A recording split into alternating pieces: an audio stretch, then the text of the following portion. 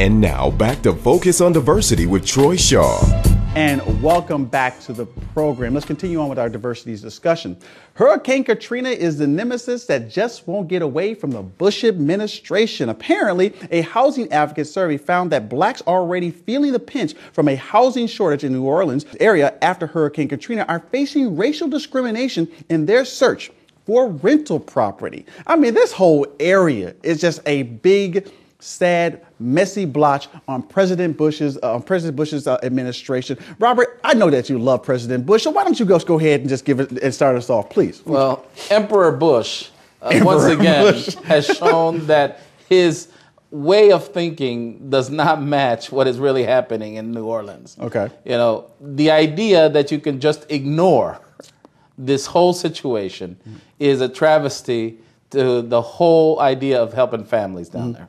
And again, it just goes to show you that unlike what we saw at Hurricane Hugo and Andrew and all those places that these hurricanes hit that were not majority African-American population, you do not even hear one iota of that kind of nonsense coming out of those areas like you hear the horrendous issues and most ridiculous stuff coming out of New Orleans. This is just the most typical, this is the example of the kind of racism that exists in this government, that exists in this society against the most attacked people in this country, and that is people with black skin. Now, I hear to a certain degree, because of course we don't want to bring Mayor Ray Nagin in there. We don't want to bring the governor of New Orleans involved in this, of Louisiana.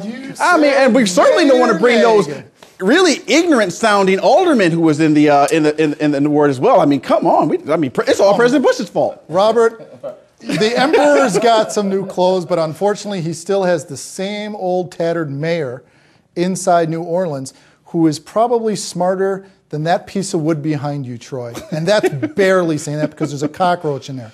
He is an idiot. To say that it is President Bush and his administration that are the ones that are filling out for independent housing, the people who own those houses, the people who are trying to rent out those apartments.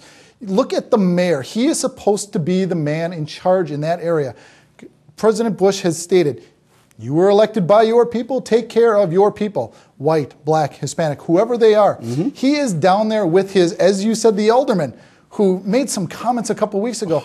You're going to tell me that this person is in charge of making some of the rebuilding of New Orleans? They have got a bunch of crackpots down there. I don't know if some of these people got more than a 5th grade education. I'm sorry. These aldermen just sound, well, I'm not going to go there with the mayor, but I've seen some of the aldermen talk. They talk very, very ignorant. What is your thought about this, Angelica? I mean, this I thought the Hispanics were being beat up on them, but my God, there's no humanity here either for the Hispanics or blacks or anybody. They just don't want anybody here.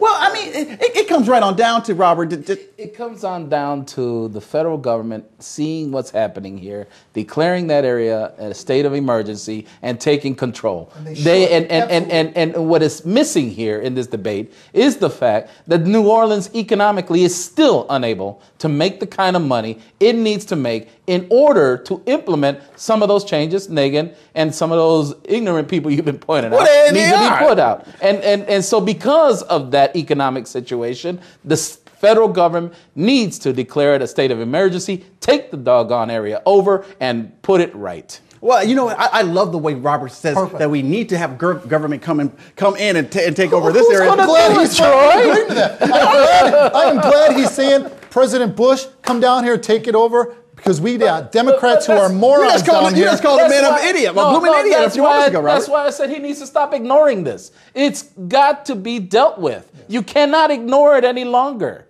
I'll give you an example. There's a firm that I know of called Morrison Homes that are trying to build hundreds of homes. They are stuck in so much government tape from Nagin's office that it has been incredible. They've basically washed their hands and said, you know what?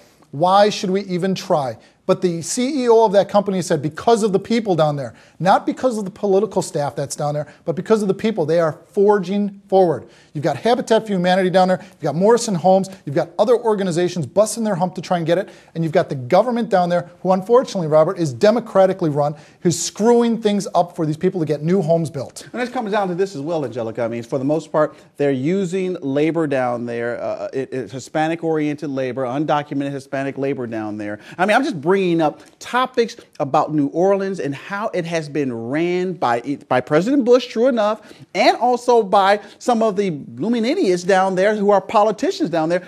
I think everybody's at fault. What do you think? Yes, it is. And you know what? I don't understand if we're spending so much money on the war and we're forgetting about our people here.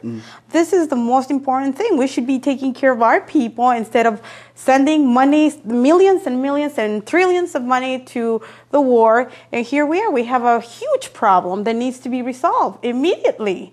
And nobody's doing anything because we're wasting our money on something else that is not even going to be fixed ever.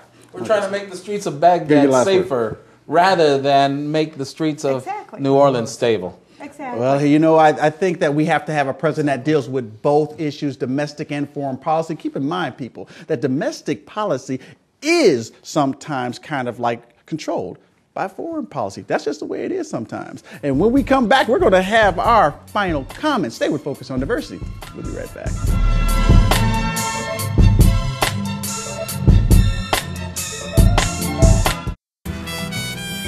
Esperanza Unida means United Hope, and by donating your used vehicle, you can provide hope to someone in need.